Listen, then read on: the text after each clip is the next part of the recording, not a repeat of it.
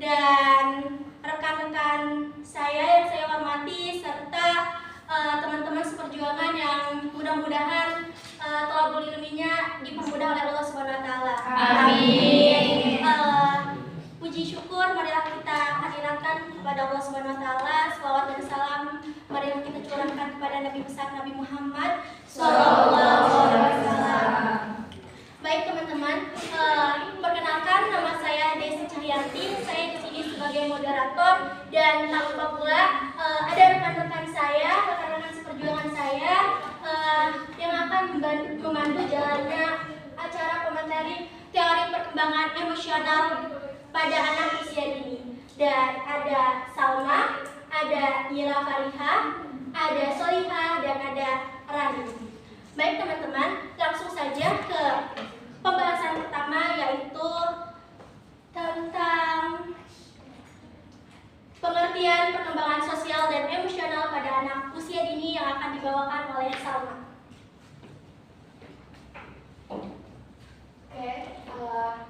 Perkembangan sosial dan emosional pada anak usia dini. Sebelumnya, saya akan menjelaskan terlebih dahulu apa itu perkembangan sosial dan emosional. Nah, menurut KBBI, Kamus Besar Bahasa Indonesia, perkembangan ialah proses, cara, perbuatan, pertumbuhan, serta kemajuan. Selanjutnya, sosial itu melibatkan dengan orang terdekat seperti keluarga, teman, saudara, bahkan masyarakat. Serta emosional itu berhubungan dengan perasaan atau emosi. Jadi, secara umum, perkembangan sosial dan emosional pada anak usia dini merujuk pada proses di mana anak-anak belajar memahami diri sendiri dan mengelola emosi, serta berinteraksi sesama dengan orang lain. Karena pada dasarnya, anak usia dini itu tergolong sangat cerdas, di mana pada masa ini anak-anak belum mendapatkan pengaruh negatif. Nah, adapun aspek-aspek perkembangan sosial dan emosional pada anak usia dini perlu kita pahami. Ada 4 aspek. 4 aspek ini akan dibahas oleh saudari Salma. Memahami 4 aspek perkembangan sosial dan emosional pada anak usia dini. Aspeknya itu terbagi menjadi 4. Yang pertama ada perkembangan pemahaman diri, yang kedua perkembangan hubungan sosial, yang ketiga perkembangan kemampuan mengarahkan diri atau self-regulation, yang terakhir adalah perkembangan perilaku sosial. Perkembangan pemahaman diri itu terjadi ketika mereka mulai mengenali diri sebagai individu yang mempunyai perasaan, pikiran, kebutuhan, dan kemampuan yang berbeda daripada orang lain. Perkembangan ini melibatkan tentang rasa percaya diri dan pemahaman terhadap perasaan diri sendiri. Kita aja sebagai seorang mahasiswa tentunya harus memiliki rasa percaya diri. Karena kalau kita tidak memiliki karakter percaya diri, pastinya kita akan merasakan yang namanya pressure atau tertekan. Yang kedua, perkembangan hubungan sosial. Pada masa kanak-kanak, hubungan sosial sangatlah penting untuk melatih jiwa sosial yang dimana anak-anak berinteraksi dengan orang tua, saudara, teman, bahkan yang lainnya. Hubungan sosial juga penting dan mempengaruhi perkembangan emosional dan kemampuan untuk menghadapi konflik secara efektif. Contohnya, pada anak usia dini itu senang bermain bersama teman-teman atau rekannya, serta menceritakan sesuatu terhadap dengan orang-orang sekitarnya. Selanjutnya ada perkembangan kemampuan mengarahkan diri atau self-regulation. Kemampuan mengarahkan diri adalah kemampuan di mana anak-anak itu untuk mengontrol emosi, perilaku, dan pikiran mereka. Pada anak usia dini, kemampuan masih berkembang dan sangat dipengaruhi oleh interaksi dengan orang dewasa, terutama orang tuanya. Misalnya, pada saat anak tahu bahwa dia menjatuhkan mainannya dan ada orang yang langsung mengambilkan mainan tersebut.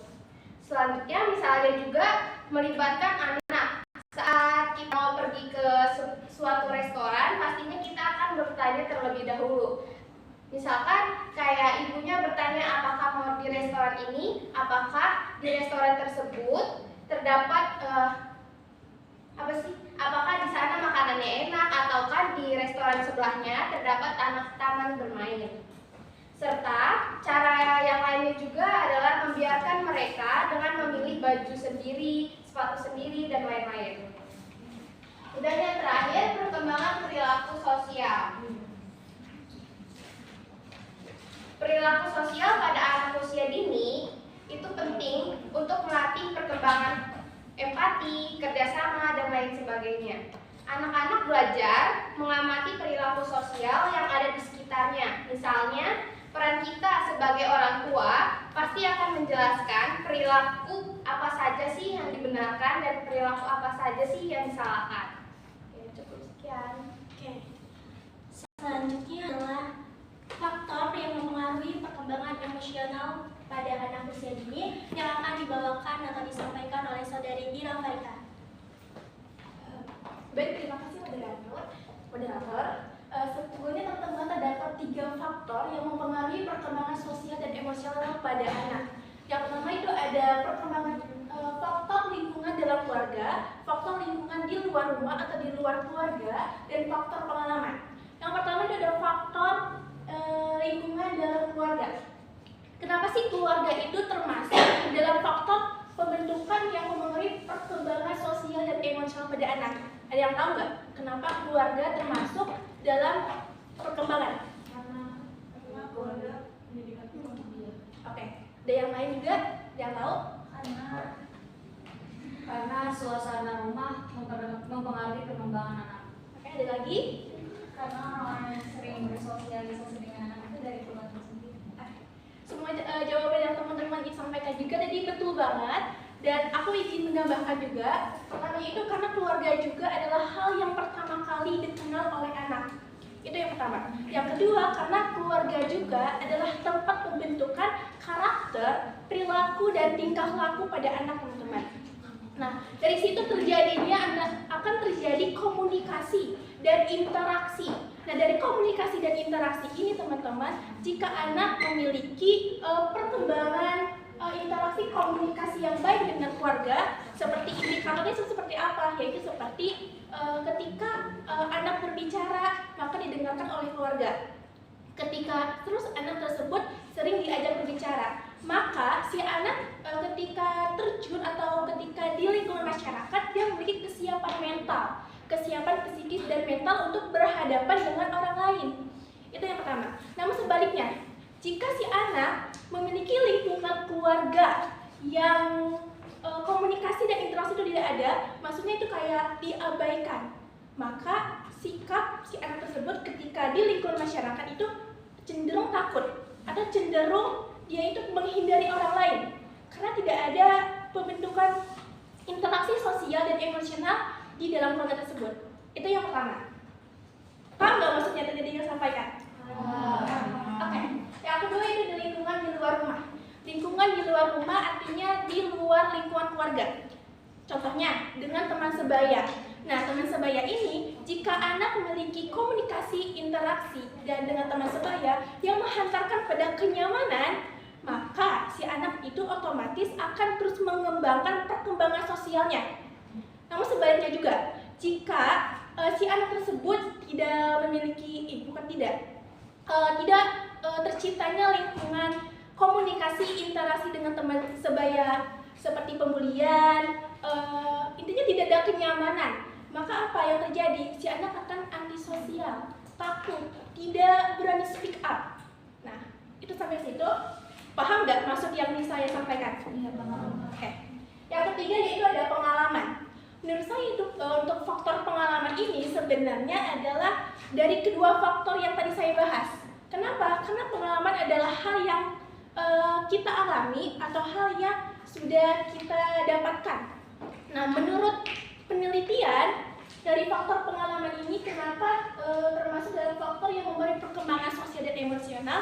Karena sikap anak itu cenderung menetap. Contohnya, pada usia 2,5 tahun, jika anak memiliki sikap sosial yang aktif, memiliki sikap empati atau tingkah laku yang baik, maka itu akan menetap pada sampai 7,5 tahun. Itu menurut Waldrop sama Halverson. Sampai sini, lu bayang nggak maksud saya? Oke, cukup. Oke. Selanjutnya ada dampak. Ini tuh kita akan menerapkan dampak positif pengembangan sosial dan emosional pada anak yang akan dibawakan oleh Solika. Terima kasih kepada moderator. Saya akan menyampaikan tentang dampak positif perkembangan sosial dan emosional. Ada 6 dampak, yaitu 1. Peningkatan kesehatan mental, 2. Keterampilan resolusi konflik, 3. Kemampuan beradaptasi lebih baik, 4. Peningkatan kesejahteraan sosial, dan 5. Peningkatan kinerja akademik dan profesional, dan yang terakhir hubungan interpersonal yang lebih sehat. Oke, yang pertama peningkatan kesehatan mental, yaitu keterampilan sosial dan emosional yang baik membantu individu mengatasi stres, meningkatkan kepuasan hidup, dan mengurangi risiko gangguan mental seperti kecemasan dan depresi. Contohnya yaitu seorang mahasiswa yang sedang stres menghadapi tugas dan ujian dengan keterampilan sosial dan emosional yang baik, dia mampu mengurangi waktu, membagi waktu dengan efektif, mengatur istirahat, dan berbagi cerita dengan teman-temannya. Hasilnya dia merasa lebih tenang. Oke, yang kedua yaitu hubungan interpersonal. Hubungan interpersonal yang lebih sehat. Hubungan interpersonal yang lebih sehat adalah kemampuan berkomunikasi dengan baik, berempati, dan memahami sudut pandang orang lain, kemungkinan terciptanya hubungan yang lebih harmonis dan saling mendukung.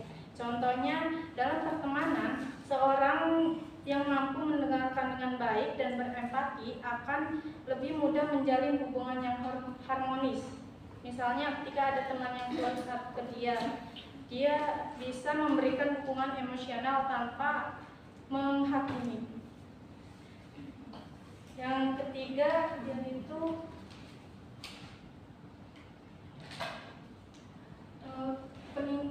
keterampilan sosial dan keterampilan resolusi konflik.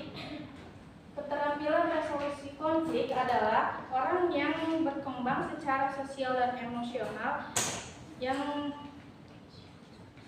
cenderung memiliki keterampilan resolusi yang baik dan yang membantu mereka menghadapi perbedaan dan ketegangan secara konstruktif.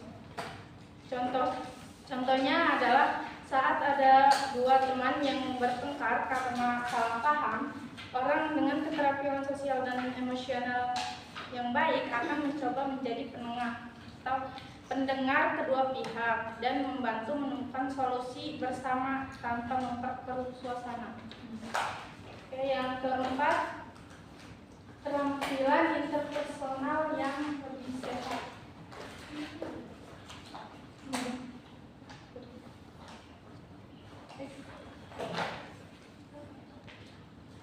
Yang keempat, keterampilan sosial dan peningkatan kesejahteraan sosial. Peningkatan kesejahteraan sosial adalah komunitas yang anggotanya memiliki keterampilan sosial dan emosional yang baik, cenderung lebih kooperatif dan harmonis sehingga mendukung pengembangan komunitas yang lebih kuat.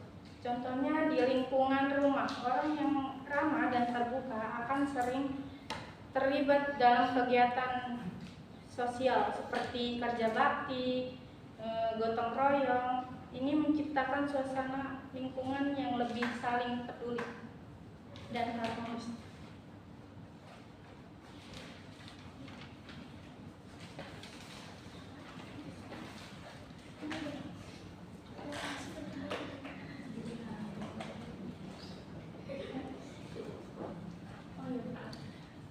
Yang kelima, kemampuan beradaptasi yang lebih baik. Kemampuan beradaptasi lebih baik adalah orang dengan keseimbangan emosional dan sosial yang baik, lebih mampu beradaptasi terhadap perubahan dan tantangan dalam hidup.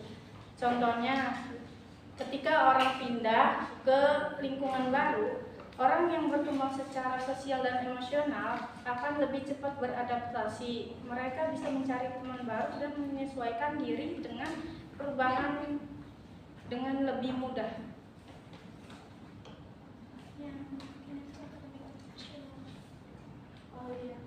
Yang terakhir adalah peningkatan kinerja akademik dan profesional.